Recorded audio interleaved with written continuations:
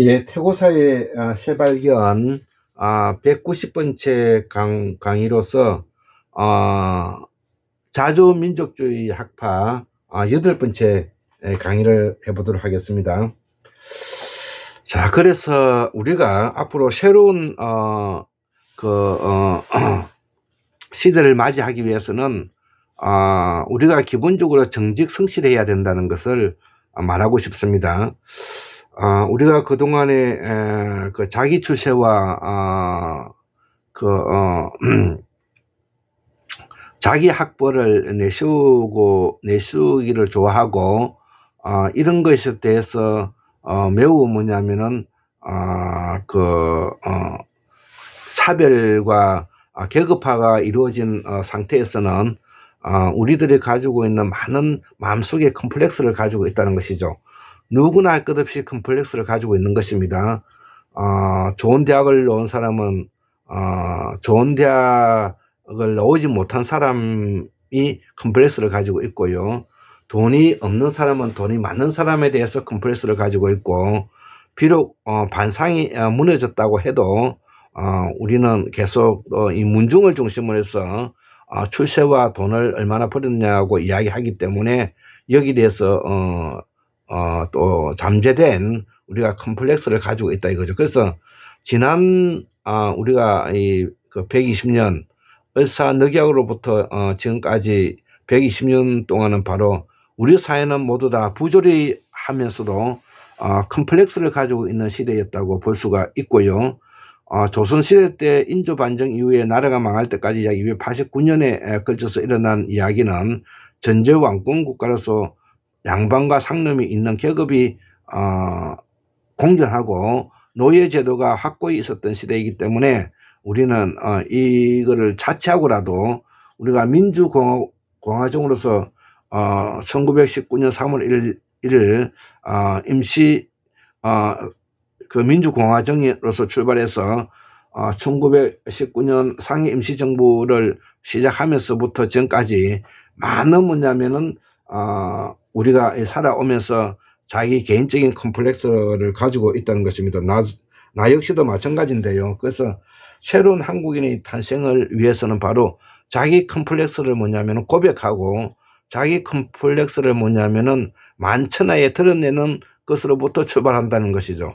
자, 그렇기 때문에 자기를 객관화하고 자기가 가지고 있는 환경과 여건이 주어진 입장에서 리스크를 뭐냐면 줄여드는 이런 바로 공적 마인드를 가지고 있어야 된다는 것입니다. 자, 그래서 더불어민주당 내에 우리가 수박이라고 말하는 사람들은 다 인격적으로 뭐 인간적으로는 나쁠 사람이 전혀 없겠죠. 정세균이 뭐 김부겸이 김경수 뭐 기타 등등 이런 사람들이 사람은 좋지만 공적 업무를 준비하고 이것을 이끌어갈 수 있는 지도자는 되기 어렵다. 이것이 바로 우리가 공부를 하는 의미가 있는 것이죠. 자, 그래서 나도 개인적으로 몇 가지의 이러한 컴플렉스를 가지고 있지 않겠습니까? 그래서 이거 예전에 적어봤던 글인데 한번 읽어보도록 하겠습니다. 새로운 한국인의 탄생이 필요하고, 새로운 한국인은 어떤 인간인가? 지금까지 우리나라에서 돈 벌고 출세했던 사람은 그들의 내면에게는 남에게 알리기 어려운 그들만의 핸디캡, 즉 이 컴플렉스가 있는 것이다. 내가 아버님이 몸이 불편하게 태어난 소아마비이고 엄마가 덜 떨어진 모습으로 나 자신에게 잠재의식 속에 이 컴플렉스가 내재되어 있다는 것이죠. 같은 이처에게 대학을 못 나와 숨기면서 살고 나 스스로를 표현하지 못하는 일상에서 그러한 무의식이 자리 잡게 했을 것이다 이거죠. 좋은 나라, 좋은 사회는 그런 것으로부터 벗어나는 일이 이상일 것이다 이거. 선진국이란 이런 사회를 말한다. 지금의 기독교 세력은 그렇게 출발하여 개인적인 욕망과 사회적인 성취, 정의 외교권과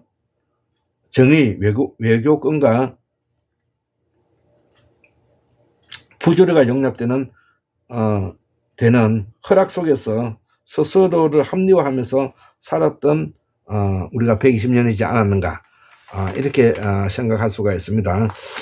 자, 그래서 지금의 기득권을 처단해야 하는 이유는 그들의 부조리와 불의에 있는 것이 뿐만 아니라 있는 것뿐만 아니라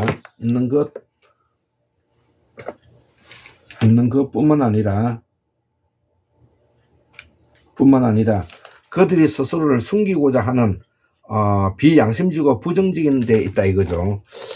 모든 부조리의 시작은 이 비양심적이고 부조리에서 나온다는 것이죠. 이거는 정직성실하지 않기 때문에 나타나는 현상이라는 것이죠.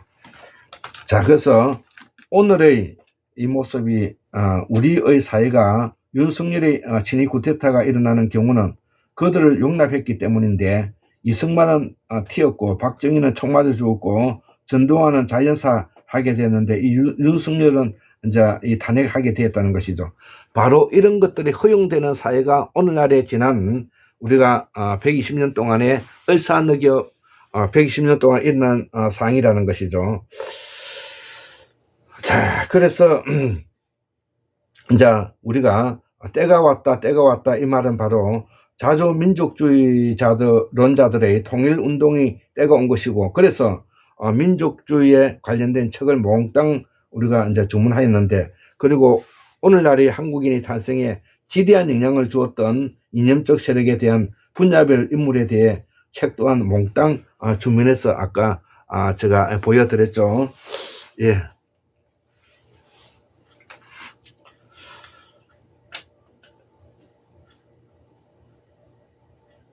자, 그러기 위해서는 이제 공부를 많이 해야 되는데요. 요즘 제가 이제 공부를 많이 하고 있는 이 아메리카의 우리 조상인 올메카인에 대해서 잠깐 또 언급을 하겠습니다. 자, 그래서 우리의 조상들은 우리 조상들 올메카인도 있고요.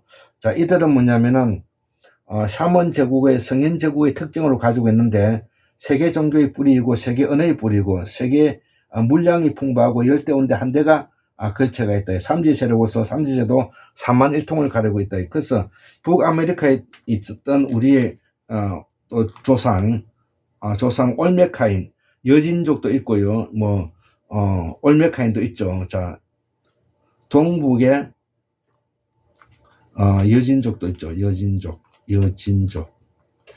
예, 여기는 이제 올메카인은 이제 북미에 있는 것을 말합니다. 자, 이들의 우리와 얼마나 밀접한 연관성을 가지고 있는가를 제가 한번 적어 보았습니다. 이들도 태양의 아들이고 태양신 신앙과 태극을 가지고 있고 우리 신앙과 일치하고요. 기원은 BC 1000년경에 시작되었고, 이 은나라 후손들입니다. 은나라의 후손. 은나라의 후손이다. 자, 은나라의 후손이다. 자, 그래서 다섯 번째, 요동, 연해주, 춥지. 그 다음에 캄차크 반도에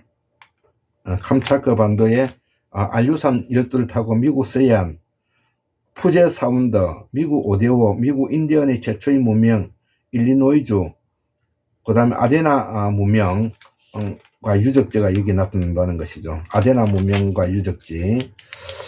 자, 이런 것도 우리가 이제는 함께 공부를 해야 됩니다. 아데나 문명 이런 것도 알아야 됩니다. 아데나 문명. 자, 그 다음에 여섯 번째 갈판 고인돌이 있고요. 일곱 번째 남미 콜롬비아 고인돌이 있고요. 여덟 번째 올메카 문명도 있습니다. 올메카 문명. 과테말라 올메카 문명. 이들이 멸망한 것은 이 과테말라 국경 마야 문명, 초기 마야 문명에서 유카탄 반도로 이주해서 문명을, 이걸 후기 마야 문명이라고 한다 이거죠. 올메카 문명을 후기 마야 문명이라 한다 이거죠. 자, 이런 것도 이제 우리는 같이 공부를 해야 됩니다. 자, 아홉 번째, 이건 조금 중요한데요. 지금까지 아메리카 원주민 문명은 1만 5천년 전 빙하기에 아시아에서 건너온 고아시아인의 후예가 독자적으로 발전시킨 문명이란 말해 왔지만, 이러한 동시다발적인 우리 민족의 연관성을 알게 된다면 놀랄 것이다. 예, 이 송승태 선생님의 송승태 교수님의 견해. 자, 그리고 저희 견해이기도 합니다.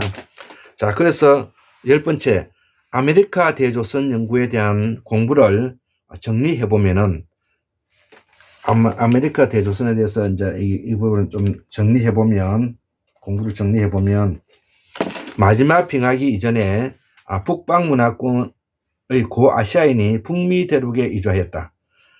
여기에도 샤먼 제국 흑요소 혁명이 이주했는데 2만 년 전에는 2만 년 전에서 2만 5천 년 전에 이주하였다 이거죠. 그 이후에 크레타 문명의 몰락과 함께 대서양을 건너 청동기가 유입되었다 이거죠.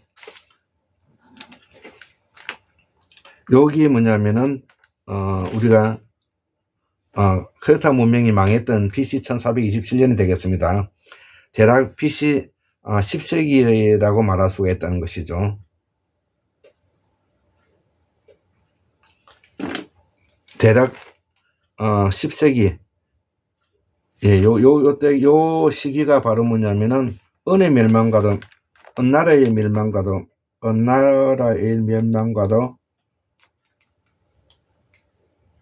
관련이 있다는 거죠. 10세기. 자, 그래서 크레타 문명은 BC 1427년 이후에 부여 멸망이 4세기, 부여 멸망 4세기, 고구려 멸망 7세기, 발해 멸망 10세기, 대명조선 멸망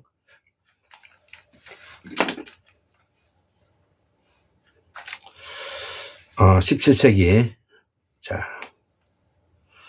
그래서 이 대명조선은 주원장이 1368년도에 건국했고요. 1644년대 농민반란군 지도자인 이자성이 베이징을 점령하면서 명나라가 이제 공식적으로 멸망하게 되는데 이후에 약 40년 동안 1644년에 멸망을 하게 됐다 이거죠. 그래서 1684년도에 청나라가 건국되었다는 것입니다. 자, 그러면 이 대명조선은 어떻게 해서 망했는가? 이걸 연구해 보니까 부정부패, 재정위기, 자연재해 17세기 초반에 기근과 홍수, 가뭄 등 이 자연재해가 매우 빈번했다는 것입니다. 네 번째는 후금의 성장, 1616년 누르하치, 후금을 건국했죠. 누르하치. 1626년에 홍타이지에서 확장되었고요. 그 다음에 군사적 실패, 그 다음에 농민반란 이자성인난 같은 게 일어나고 후금이 나중에 청나라로 이어졌다는 것이죠.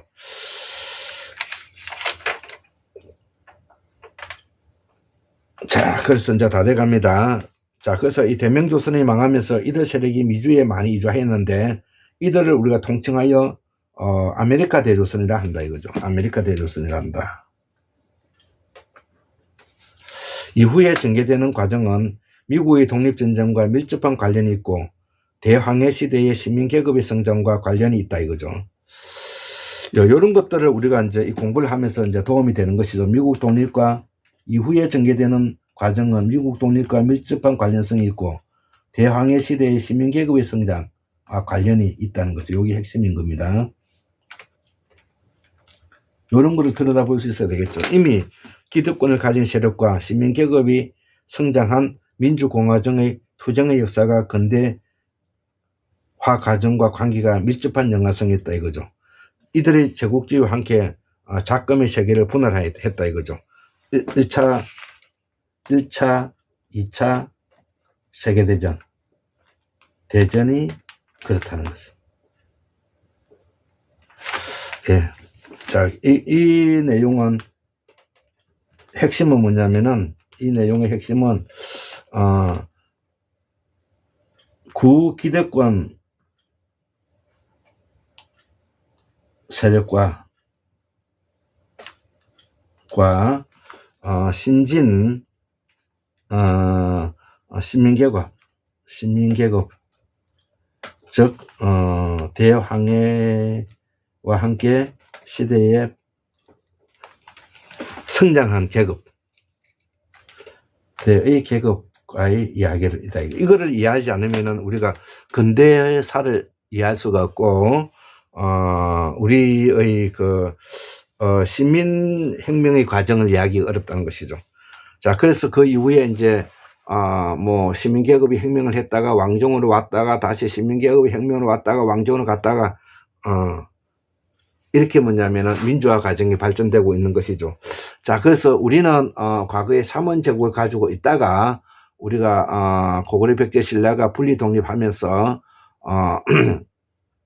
특히, 신라가 삼국을 통일하는, 삼만일통하는, 시기에 불교를 받아들이면서 전제 왕건국가와 그 다음에 문자 권력을 가지고 있는 중들과 조선시대 때는 전제 왕건국가와 문자 권력인 유학자들이 함께 관료 사회를 이뤄서 우리 사회를 이끌어 오다가 이들이 부패해서 결국은 나라가 망하게 되는 작금의 상해 왔던 사회적 모순제도의 가장 큰 틀은 계급주의로서 노예제가 너무 강화되었고, 이것이 뭐냐면은 우리가 해소되지 못함으로 인해서 우리가 오늘날에 조선반도까지 여기에 밀려 들어와서 여기에 정착해서 지금 살고 있다는 것입니다. 예, 다음에는 이제 9번째 강의를 한번 하도록 하겠습니다. 예, 감사합니다.